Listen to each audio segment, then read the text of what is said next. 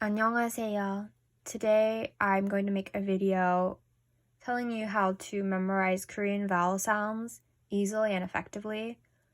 Unlike some of the other videos, I have my own unique way of learning the vowels. I taught myself and I skipped 2 years of university Korean through my methods, so I think sharing it with you might be quite useful.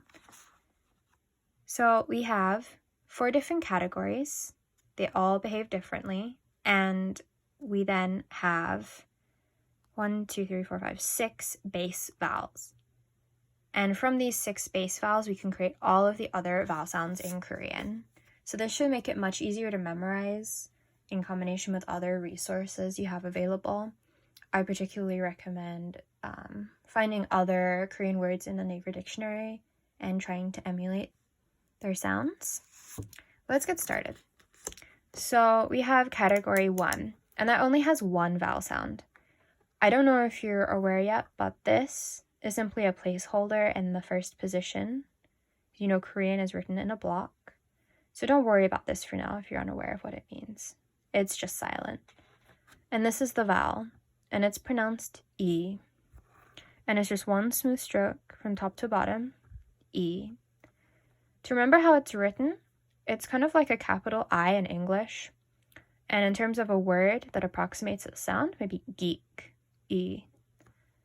In terms of an example of how this sound is used in a Korean word, we have the word for dog, 강아지, 강아지, E, 강아지. And so that's it for the first category.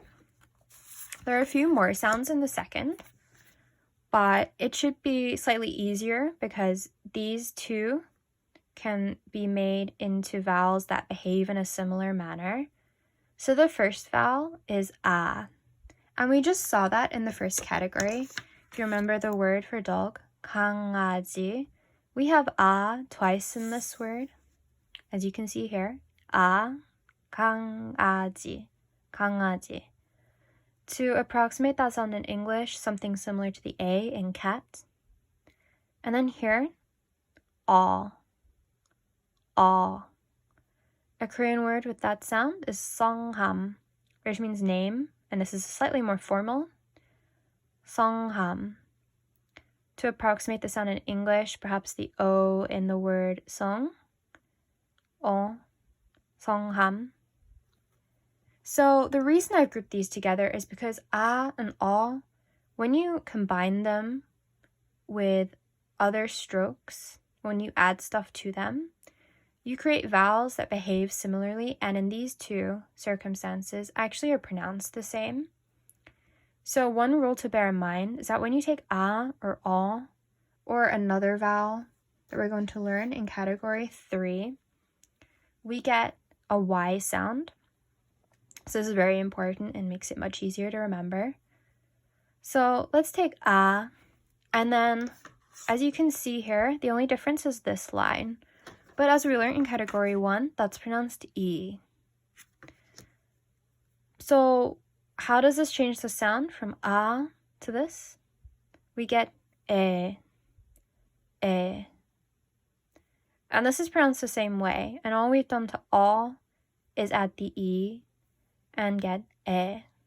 These are pronounced the same way, but we use these in different words. And it's very easy to get confused with the spellings. For instance, this can be seen in words such as 왜 or 왜냐하면. 왜 means why and 왜냐하면 means because. 에 is actually a word in and of itself, spelled like this, which means in, at, or to. And then we come to the rule I told you before.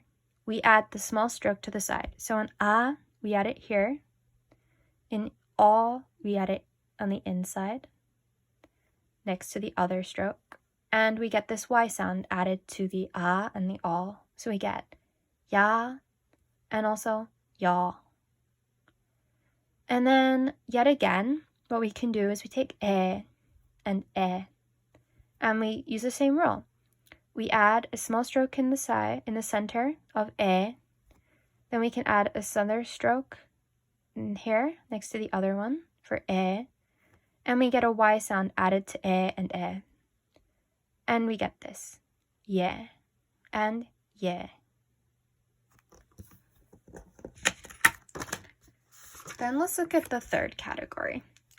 So, of course, just like ah and ah behave in a similar manner, so do these two. And they're pronounced o and u. O, u.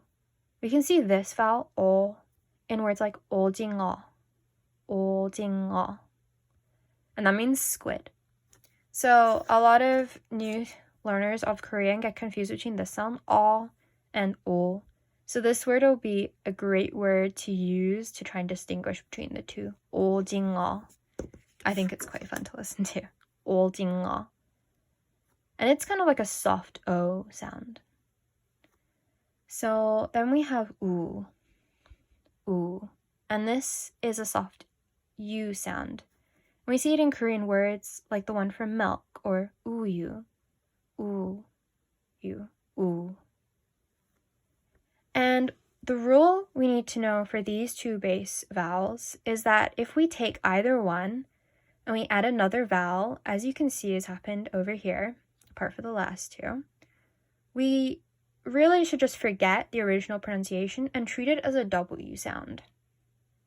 So for instance, if we take O and we add A, and we sort A in category 2 here, as in 강아지 or cat, A, we get a W plus the A sound. So we get wa. And then here, O plus E, which we saw here, becomes we. The only exception to the rule is this sound. So if we go based on what I've just been saying, we have O plus E, which is category 1, E. We should get we. But unfortunately we don't. We get a sound that's the same as the one before it. We get we.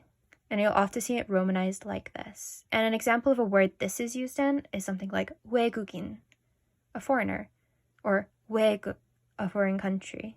We. Pronounced the same as this. And then we should go back and visit the rule from category 2. When we take this small stroke and we add it to a vowel, we get a Y sound.